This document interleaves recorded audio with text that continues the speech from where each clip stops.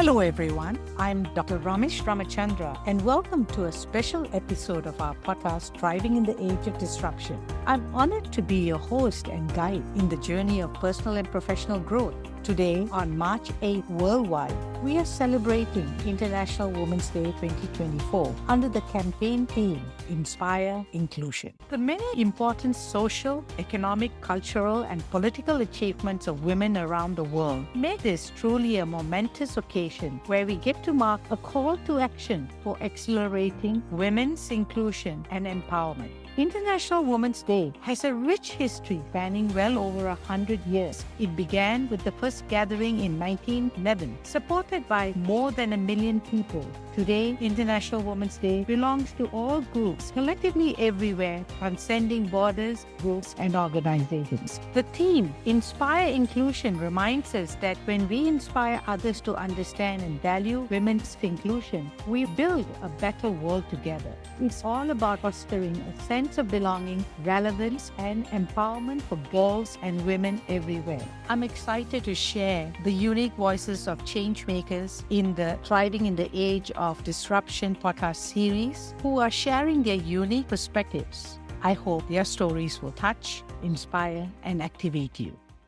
I am mum to two amazing young women who I'm really proud of. They're quite resilient and they both face different challenges with incredible courage. And they're both really compassionate young women. They're caring, kind young women. So I feel like the world is a better place for them being in the world. I'm really proud of that. Professionally, whilst I love doing product management, in the last 5 to 10 years, I really have taken on a role of mentoring and helping women, in particular, younger women in the organizations that I've been in, grow and drive their own development and career. So it's the impact that you want to leave in the world out here.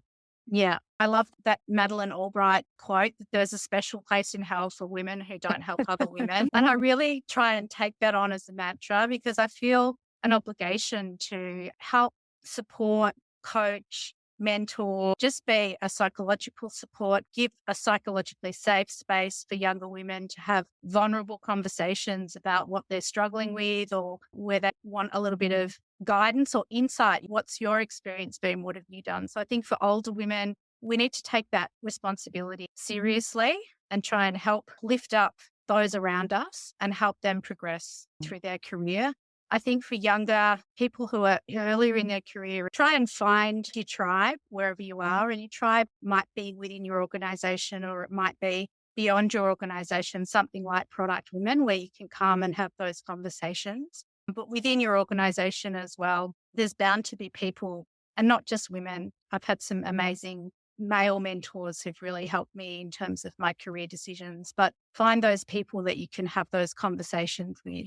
And be courageous and be a little bit more assertive in actually driving those conversations. Don't be afraid to sort of be quite deliberate or specific about the help that you want or need or the questions that you have. One of the things that I've been guilty of, and I think women are probably more guilty of, is they're a little bit hesitant sometimes. Just be quite deliberate. You can do it in a nice way, but in a way that makes it very clear what it is that you're asking for and what it is that you're seeking guidance on. I would encourage women starting up and where they feel that they are ready for something bigger, they should speak up and not wait for it to happen automatically or that their leader should look out for them. It doesn't happen that way. You have to present yourself. You have to be confident about what you can bring. Even if that's 50% of the next job, raise your hand. Very often, most women end up going through this imposter syndrome. Women think they need to know the job before they get into the jobs. I would say just raise your hand and go for it. What's the worst that can happen? You can get guidance. You can fail. There's your resilience to jump back. You can ask for help, but at least help yourself first. You need to have self-esteem, confidence. You're not meant to know everything before you do everything. My second organization that I work for, I did face a lot of challenges to come into a multi-dimensional, multicultural, and very male-oriented organization. Many a times I felt that my voice was never heard. While it was loud, it wasn't heard. But I think I plundered on and delivering and sticking to my point, and then my results started speaking for itself. So I think speaking up is the only way that you can help yourself be confident in what you bring to the table. Maneuvering and not taking the stress personally It's all about how you see yourself rather than worry about how everybody else sees you. Every organization can thrive or be successful seeing the different and creative dimension that many women bring onto the table.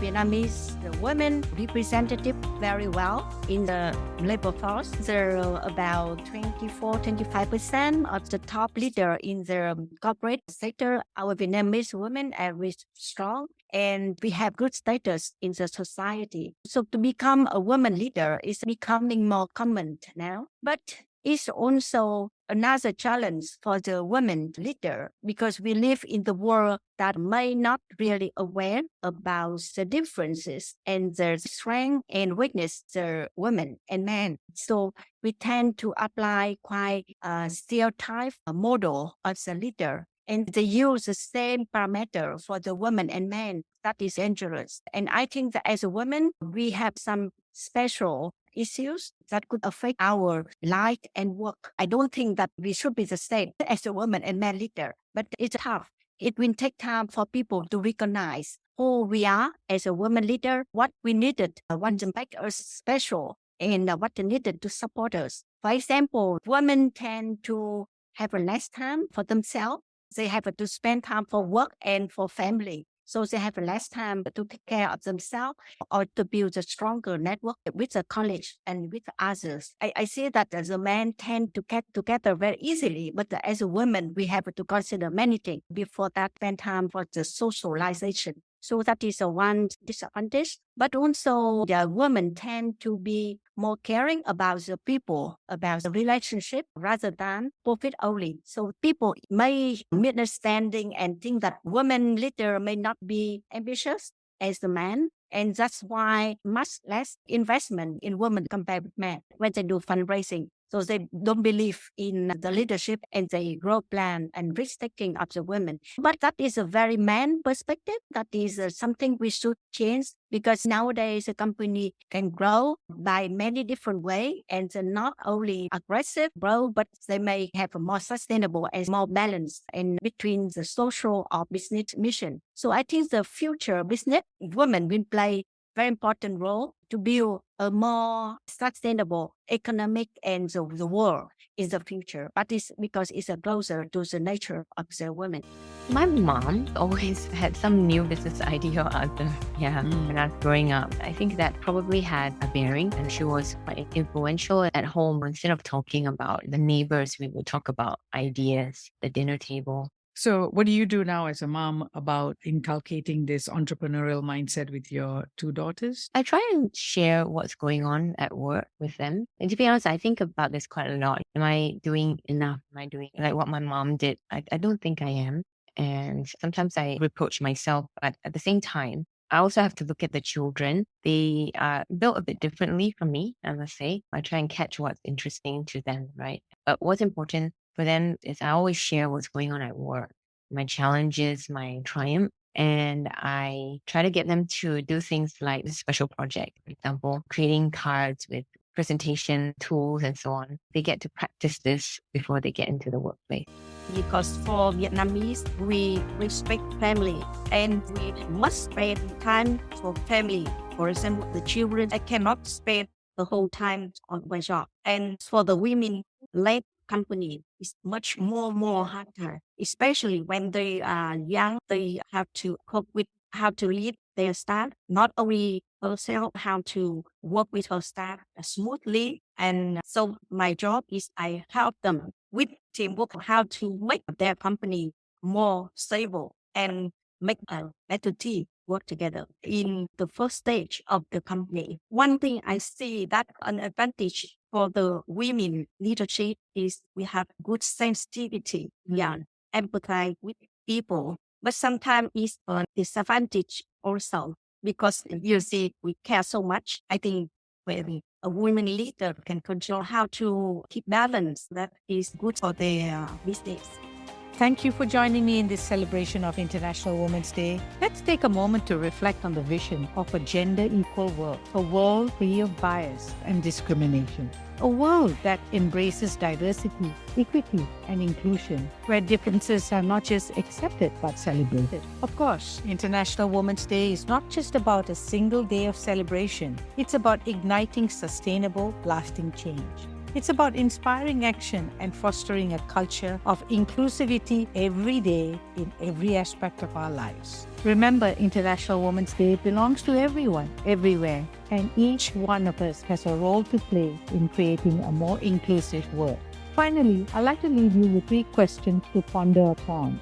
Ask yourself, 1. How can I actively support and recognize the achievements of women in my community? 2. What steps can I take to challenge gender stereotypes and advocate for gender equality in my everyday life? 3. In what ways can I promote a more inclusive environment where all women feel empowered? Let's continue to inspire inclusion and work towards a future where every woman and girl has the opportunity to thrive. Thank you for tuning in, and until next time, stay inspired and keep spreading positivity.